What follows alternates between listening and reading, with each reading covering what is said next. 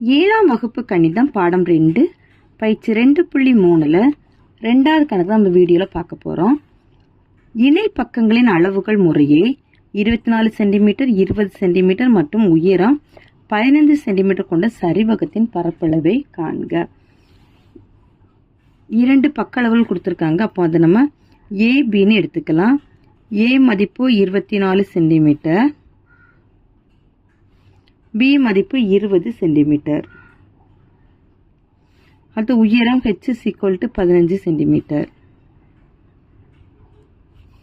சரிவகத்தோட பரப்பளவு என்ன அப்படின்னு கண்டுபிடிக்க போகிறோம். சரிவகத்தின்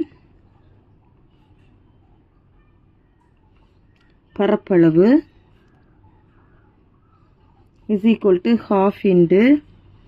h a + b சதுர அலகுகள். ½ ஹெச்சோட மதிப்பு 15 a வந்து 24 + b வந்து 20. ½ 15 24 20 கூட்டினா 44. 2 2 4 2 2 4. 15ஐயும் 22ஐயும் பெருக்கிறோம்.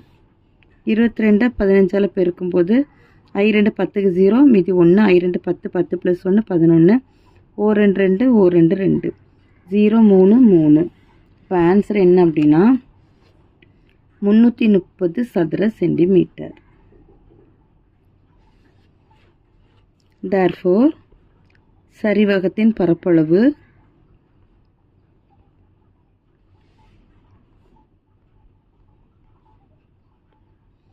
= 330 சதுர சென்டிமீட்டர்.